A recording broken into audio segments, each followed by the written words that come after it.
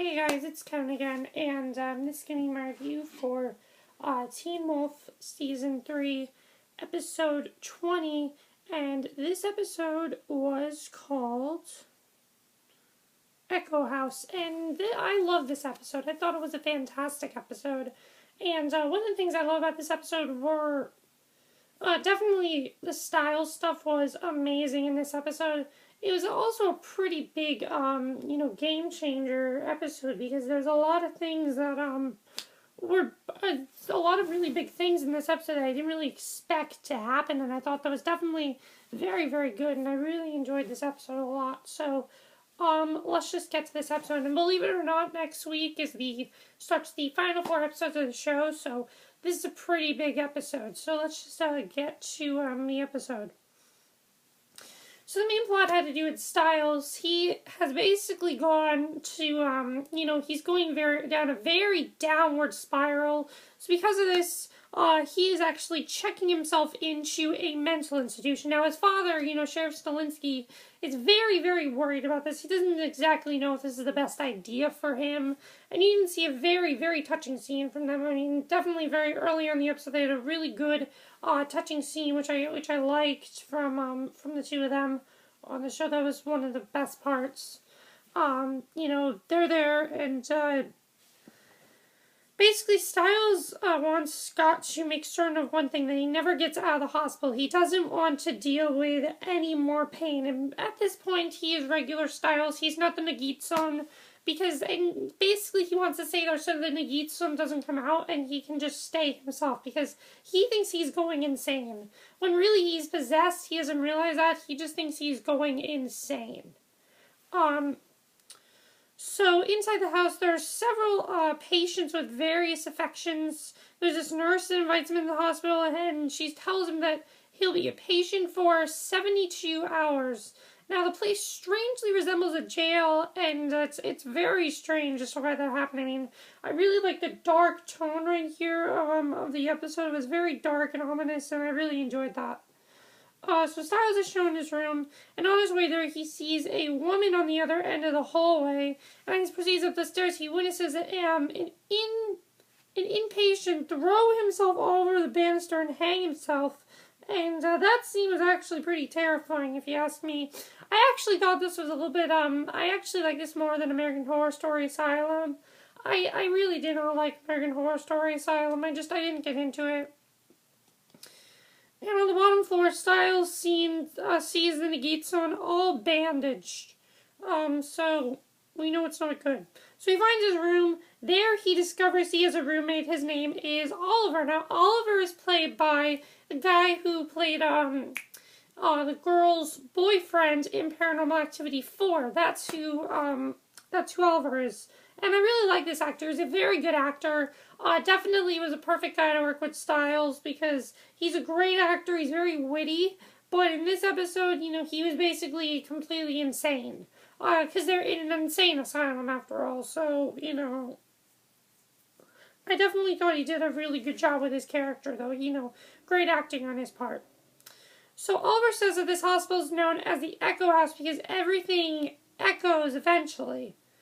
So then Stiles hears a woman on the phone, and her name is Meredith. He overhears her conversation, and she says she really thinks she should tell everyone the full story. Nobody really knows at this point what she's talking about, but before she hangs up the phone, she says that one of them is standing right behind me, and she's talking about Stiles. Now, here is the biggest part of the episode, is that Stiles sees Malia. Now, Malia is also in the mental institution. Now, Malia proceeds to punch Stiles for no reason. Malia is taken away. Stiles is restrained by the security guard. Rushes breaks out as Stiles is being apprehended on the ground. He peers himself down a grate and sees the basement. He sees himself down there. And a vision, this is the same basement that Lydia led everyone to a couple episodes ago. And, the one where she, thought Stiles was there when he got captured, that's where he is right now. Miss Morrell shows up and silences things. She shouts, "Enough!" Kneeling behind Stiles, she says, "You saw something, don't you?" Stiles says, "I've been there before, I've been there before." So Miss Morrell is leading a group therapy session on guilt, and I always love when they do like group therapy things on TV. They're always very effective, and this was no exception. And Oliver Stiles, roomie, continues to suffer from a strange cough as if he had a fly in his throat. Now, Miss Morrell sees a strange mask appearing on Stiles' neck. She takes him to her office, gives him some amphetamines to stay awake. You know, that's what she does. She tells him that when the mark on his skin fades and the Gitsu will return, she says if his friends don't figure out what to do before that, then she'll be forced to give him a lethal injection. And Stiles, as if she's planning on killing him, and she says, I'm going to do what I've always done, maintain the balance of new things. It's all really, she says though. So before Stiles leaves, Miss Morrell gives him words of immense caution, which is stay awake. Which is pretty creepy, actually, if you ask me. When, you know, someone says stay awake, that kind of reminds me of Nightmare on Elm Street, but never really.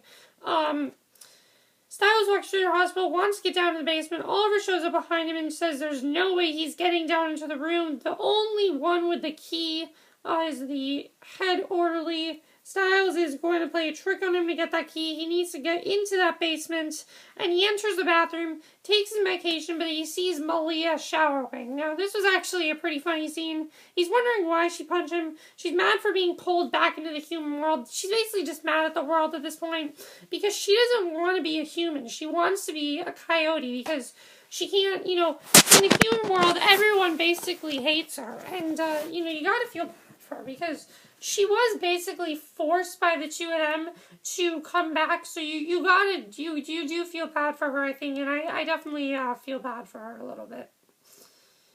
So Stiles is so basically, she wants to get back to being a coyote. Stiles says that he might know someone who might be able to help her change back, or at least teach her, and he offers her a deal. He wants her help getting the key from the head orderly, and that's the deal. So they stage a fight in the hospital. Stiles grabs the orderly's keys. And you know what? Stiles and Malia have a lot of chemistry, it seems. And, you know, in this episode, they had a lot of chemistry together.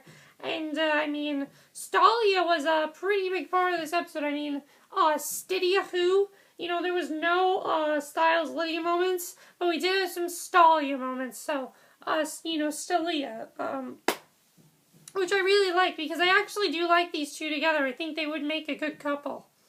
Especially in this episode, I thought definitely they had some great scenes. So Stiles tries to unlock the door in the basement, but is caught by the head orderly. He's taken into the quiet room. They take his amphetamines, give him a sedative. This could prove disastrous for him. So then Nagitsa is haunting Stiles. He's dreaming. Malia wakes him up. He says she broke the lock. She also says there's another way to the basement, though through the closed unit.